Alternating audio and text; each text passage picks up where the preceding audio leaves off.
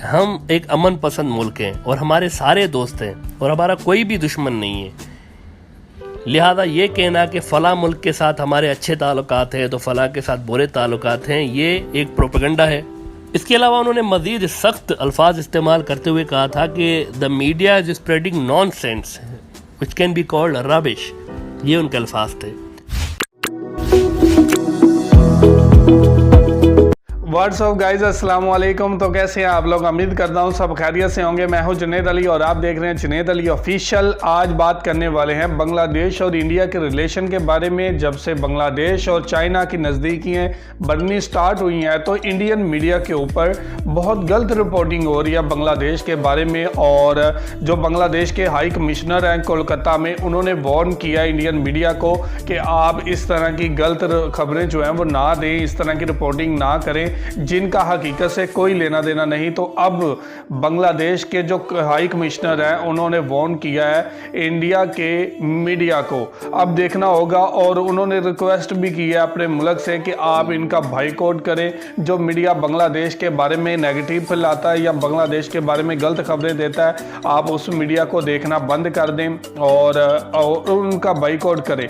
और ऐसी खबरें जो मन गढ़ंत होती हैं, रिलेशन के बारे में होती हैं, उनको गलत रंग दे के उनको पेश किया जाता है। तो इसी के ऊपर आज की वीडियो स्टार्ट करने से पहले आप दोस्तों से गुजारिश है, अगर आप चैनल पर नए हैं तो चैनल को सब्सक्राइब करें, साथ बने बेल आइकन को भी दबाएं ताकि आपको वीडियो का नोटिफिकेशन सबसे पहले मिलता रहे। चलिए वीडियो स्टार्ट करते हैं। 1 2 3 गो। बांग्लादेश बाज़ इंडियन मीडिया आउटलेट्स के बारे में अक्सर कंप्लेन करता रहा है कि वो गलत इंफॉर्मेशन फैला रहे हैं। अब एक बार फिर कलकत्ता में बांग्लादेश की डिप्टी हाई कमिश्नर ने तंग आकर मज़ीद 3 इंडियन मीडिया आउटलेट्स के नाम ले लिए हैं कि ये हजरात भी हमारे ख़िलाफ़ यानी बांग्लादेश के ख़िलाफ़ गलत न्यूज़ चला रहे हैं और लोगों को अपील की है कि वो इन मीडिया आउटलेट्स की न्यूज़ को इग्नोर करें। प्रेस स्टेटमेंट में ये भी कहा गया है कि ये लोग यानी ये मीडिया आउटलेट्स बांग्लादेश की फ़ौज, एजेंसीज और वज़ीर आज़म के बारे में झूठ फैला रहे हैं। हद तो ये है कि इस सिलसिले में तस्वीरें भी फोटोशॉप करके लगाई जाती हैं। आप ये जानकर हैरान होंगे कि इस हद तक गलत खबरें इन मीडिया आउटलेट्स में फैलाई गई थी कि 2017 में इन्होंने बांग्लादेश के लिए ये भी न्यूज़ लगाई थी कि वहाँ पर मार्शल लॉ लगने जा रहा है, यानी वहाँ की जो फौज है वो हुकूमत पे आ रही है। इसी सिलसिले में जुलाई में बांग्लादेश के वज़ीर ख़ारजा AK अब्दुल मोमिन साहब ने भी शिकायत की थी कि कुछ मीडिया ग्रुप्स हमारे ख़िलाफ़ झूठ फैला रहे हैं और ख़ास तौर पर वो बांग्लादेश के चीन और इंडिया के साथ ताल्लुकात के तनाज़ुर में झूठी खबरें लगा रहे हैं जिसका हकीकत से कोई ताल्लुक नहीं है। AK अब्दुल मोमिन साहब ने एक कमाल की बात की है। उन्होंने कहा है कि हम एक अमन पसंद मुल्क हैं और हमारे सारे दोस्त हैं और हमारा कोई भी दुश्मन नहीं है। लिहाजा ये कहना कि फ़लाँ मुल्क के साथ हमारे अच्छे ताल्लुकात हैं तो फ़लाँ के साथ बुरे ताल्लुकात हैं, ये एक प्रोपेगेंडा है। इसके अलावा उन्होंने मज़ीद सख्त अल्फाज इस्तेमाल करते हुए कहा था कि the media is spreading nonsense which can be called rubbish. ये उनके अल्फाज थे, यानी वो मीडिया के ग्रुप्स जो कि गलत खबरें फैला रहे हैं दैट इज़ नॉनसेंस बकौल AK अब्दुल मोमिन साहब के। इससे पहले जून में भी AK अब्दुल मोमिन साहब इंडियन मीडिया को कंडेम कर चुके हैं। जब चीन ने बांग्लादेश के 97% टैरिफ एक्सेप्ट कर दिया था तब कुछ इंडियन मीडिया आउटलेट्स की जानिब से गलत प्रोपेगेंडा इस पे शुरू किया गया था और बाद मीडिया आउटलेट्स ने इस डील को खैरात कहा था, चैरिटेबल एक्ट चीन का उन्होंने इसका नाम दिया था। हालांकि ये तजारत का एक रूटीन मामला था, ट्रेड का एक अहम हिस्सा होता है। जब एक मुल्क दूसरे मुल्क की टैक्स को छूट दे देता है, अपने मुल्क के अंदर एग्जेम्प्ट कर देता है, तो ये नॉर्मल सी बात है। लेकिन इसको चैरिटेबल एक्ट करके एक मज़े का खेज अंदाज अपनाया गया चीन के इस अमल के बारे में। इसी वजह से AK अब्दुल मोमिन साहब ये भी कह चुके हैं कि इंडिया हमारा दोस्त है लेकिन उनके बाज़ मीडिया आउटलेट्स के कमेंट्स सही नहीं है। इसके अलावा इसी साल यानी जुलाई 2020 में बांग्लादेश की जो बॉर्डर गार्ड बांग्लादेश BGB है, उन्होंने भी इंडियन मीडिया की गलत खबरों पर एहतजाज करते हुए कहा था कि इंडियन मीडिया हमारे खिलाफ गलत खबरें और झूठ फैला रहा है। यानी कि इंडियन मीडिया ये क्लेम कर रहा था कि BGB जानवरों की स्मगलिंग में मुलविस है बॉर्डर पर, जबकि BGB का कहना था कि ये बिल्कुल झूठ है और ऐसा कुछ भी नहीं है और BGB का इससे कोई वास्ता नहीं है। आखिर ऐसी क्या वजह है कि ये बाज़ मीडिया आउटलेट्स BGB के बारे में झूठ फैला रहे थे? इसकी एक वजह ये हो सकती है कि BGB के जो अक्सर वेपन्स हैं वो चाइना से ख़रीदे जाते हैं। यानी BGB एक नहायत ही प्रोफेशनल फोर्स है और वो अपने वेपन्स के बारे में बहुत ही ज़्यादा हसास है और वो बहुत ही देखभाल कर वेपन्स की सिलेक्शन करते हैं। तो वो ज़्यादातर वेपन्स चीन से लेते हैं। तो गालिबन इसकी एक वजह ये हो सकती है उनके खिलाफ झूठा प्रोपेगेंडा करने की। क्योंकि सवाल ये पैदा होता है कि बांग्लादेश का खुद का एग्रीकल्चर और लाइव स्टॉक का शोबा बहुत ही बेहतरीन है। ऐसे में भला बीजीबी गाय भैंस बकरियां क्यों स्मगल करेगी? क्योंकि गाय भैंस बकरियां तो बांग्लादेश में भी ऑलरेडी बहुत ज़्यादा हैं। ऐसी सिचुएशन में क्या इंडियन मीडिया के इन बाज़ मीडिया आउटलेट्स को इस तरह के इल्ज़ाम लगाना सूट करता है? यानी कि इन कुछ इंडियन मीडिया आउटलेट्स की झूठी खबरों से सिर्फ बांग्लादेश के पॉलिटिशियंस ही नहीं, उनकी फ़ौज भी परेशान है कि ये क्यों हो रहा है, उनके खिलाफ क्यों झूठी खबरें इस तरह फैलाई जा रही हैं। और अगर स्मगलिंग बांग्लादेश से इंडिया में हो रही है जानवरों की, तो ये तो इंडिया की बीएसएफ की जिम्मेवारी है कि वो इसको रोके, क्योंकि ये 4096 किलोमीटर का बॉर्डर है इंडिया और बांग्लादेश के बीच। 4096 किलोमीटर का बॉर्डर है। इतने बड़े बॉर्डर को मुकम्मल तौर पर सील करना बीजीबी अकेली तो क्या, दुनिया की किसी भी बड़ी फौज की बस की बात नहीं है। लिहाजा ये स्मगलिंग रोकना सिर्फ बीजीबी अकेले की जिम्मेवारी नहीं है, इंडिया की बीएसएफ की भी जिम्मेवारी है। इसी साल जुलाई में इंडियन बीएसएफ ने दरअसल एहतजाजी नोट बीजीबी को थमा दिया था कि आपकी तरफ से 2 लोग कैटल स्मगल कर रहे थे और उनके बीएसएफ के साथ हाथापाई हुई है, जिसमें बीएसएफ का एक जवान जख्मी भी हुआ था लाठियां लगने की वजह से। और इसके बाद वो 2 बंदे कैटल छोड़कर फरार हो गए। और बीएसएफ का ये भी कहना था कि अमूमन ये स्मगल करने वाले लोग जो हैं ईंटें और डंडे, ब्रिक्स और जो डंडे हैं वो इस्तेमाल करते हैं। असल में ये वाकया था जिसके बाद बीजीबी ने इंडियन मीडिया की इन रिपोर्ट्स पे प्रोटेस्ट किया था कि हमारा स्मगलिंग में कोई ताल्लुक नहीं है। अच्छा, आपको ये भी बता दें कि बांग्लादेश में इतने ज़्यादा कैटल हैं कि इस साल बांग्लादेश की हुकूमत ने अनाउंस किया था कि हम ईद उल अज़हा पर जानवर बाहर से नहीं मंगवाएंगे, क्योंकि मुल्क के अंदर 11.8 मिलियन यानी 1 करोड़ से भी ज़्यादा जानवर मौजूद हैं।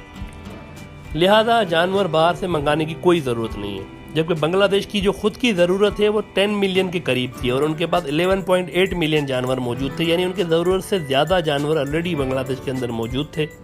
अब जब डिमांड ही नहीं है एक चीज़ की, तो फिर उसकी मार्केट में वैल्यू कैसे इतनी ज़्यादा होगी कि उसको स्मगल किया जाए। यानी बांग्लादेश के अंदर स्मगल होने की जो कोशिशें हैं उनको तो वैसे भी बीजीबी के लिए फ़ायदेमंद नहीं होगी कि बीजीबी इसमें इन्वॉल्व हो।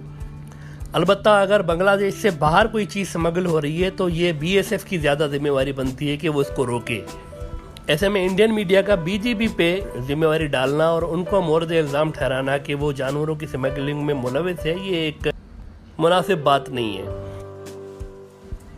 अच्छा, अब उल्टा बीजीबी ने ये क्लेम भी किया हुआ है कि इंडिया की साइड से जानवरों की स्मगलिंग ज़्यादातर होती है, जिससे बांग्लादेश के फार्मर्स को नुकसान हो रहा होता है। इसके अलावा गुज़िश्ता साल भी यानी 2019 में बीजीबी के एक ऑफिसर ने एक टेक्निकल नुक्ता उठाया था एक इंडियन मीडिया के साथ बात करते हुए कि जनाब ये जो बॉर्डर के एरियाज़ हैं इनके दोनों तरफ बहुत से ऐसे लोग रहते हैं जिनका गुज़र सफ़र इस कैटल पे हो रहा होता है। लिहाजा आप अगर ये समझ रहे हैं कि ये जानवरों की जो एक तरफ से दूसरी तरफ मूवमेंट है ये बिल्कुल ही बंद हो जाएगी, तो ऐसा नहीं हो सकता। ये अनरियलिस्टिक बात है और ये मौक़िफ़ उनका बिल्कुल सही भी है। इसके अलावा उनका ये भी कहना था कि अक्सर लोग जो इस कैटल के काम में मुलविस हैं वो ज़्यादातर गरीब लोग होते हैं और उनसे आप इतना सख्ती के साथ बिहेव नहीं कर सकते, बल्कि आप उनको पकड़कर पुलिस के हवाले कर सकते हैं और यही एक प्रोफेशनल सोल्जर का तरीका होता है। और उन्होंने ये भी बात कही थी कि जब स्मगलिंग होती है तो लाजमन बॉर्डर के दोनों तरफ से लोग मुलविस होते हैं, एक तरफ से लोग मुलविस नहीं होते हैं, क्योंकि जब एक साइड से बॉर्डर के एक साइड से ख़रीदार होगा तो जाहिर सी बात है दूसरी साइड से बेचने वाला भी होगा। लिहाजा बीएसएफ को इल्ज़ाम लगाने की बजाय और इंडियन मीडिया को इल्ज़ाम लगाने की बजाय इन चीज़ों को खुद देखना चाहिए। इस साल ये कोई पहला मौका नहीं था कि जनाब AK अब्दुल मोमिन ने इंडिया की इस फेक न्यूज़ वाली जो इंडस्ट्री है मीडिया की उसके बारे में कहा हो। ऐसा बांग्लादेश बार बार मिलिट्री या सफारती सतह पे इल्ज़ाम लगाता रहा है कि ये जो मीडिया आउटलेट्स चंद हैं, सारा इंडियन मीडिया तो नहीं है मुलविस, लेकिन कुछ इंडियन मीडिया के आउटलेट्स ये चीज़ें कर रहे हैं और दुख की बात यह है कि बार बार कर रहे हैं।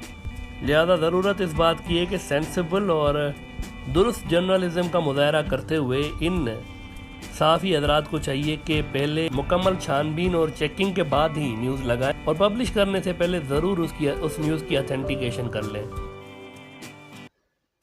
तो जी ये थी न्यूज़ और वाकई बहुत ही गलत बात है कि आप किसी पे भी ब्लेम ऐसे ही डाल दें और बीजेपी पे डालना कतई अच्छा बात नहीं है, क्योंकि वो सिक्योरिटी का एक अदारा है और बॉर्डर की सिक्योरिटी के अंदर वो इन्वॉल्व होता है। ये नहीं है कि वो आप क्रिमिनल एक्टिविटी में मुलव्वस हो या वो सप्लाई कर रहा हो या वो जो है वो गलत एक्टिविटी कर रहा हो। अभी BSF है, उसकी जिम्मेदारी बनती है इस चीज़ को रोकना। अगर कुछ ऐसी एक्टिविटी हो रही है तो जारी बात है, बहुत अच्छी बात किया है कि एक साइड से अगर ख़रीदार है तो दूसरी साइड से बेचने वाला भी है।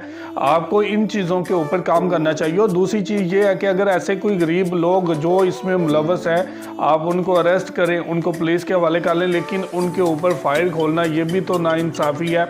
और जहाँ पे हम लोग ऐसी न्यूज़ देखते हैं तो वहाँ पे बांग्लादेश के अंदर, इंडिया के अंदर काफ़ी ऐसे बॉर्डर भी हैं जो बहुत पुरअमन बॉर्डर हैं, वहाँ पे फायरिंग तक नहीं होती और बाढ़ बिल्कुल छोटी छोटी होती है और वहाँ पे अमूमन लोगों की एक्टिविटी बहुत ज़्यादा होती है, काम बहुत ज़्यादा करते हैं। और मीडिया की तरफ से गलत ऐसी खबरें फैलाना जिसके अंदर हकीकत ना हो तो बहुत ही ज़्यादा गलत बात है। और हमें एक बार ज़रूर इस चीज़ को चेक कर लेना चाहिए कि अगर ये ट्रेंडिंग है तो फिर अलग बात है, अगर इसके अंदर हकीकत ही नहीं है, हम लोग गलत रिपोर्टिंग कर रहे हैं तो ये बिल्कुल मुनासिब बात नहीं है। और डिप्टी हाई कमिश्नर की तरफ से ये एक बार नहीं हुआ, ये दूसरी या तीसरी बार हो रहा है कि वो शिकायत कर रहे हैं इस चीज़ की कि कुछ मीडिया ऐसी बातें कर रही है, कुछ मीडिया ऐसी हरकतें कर रही है।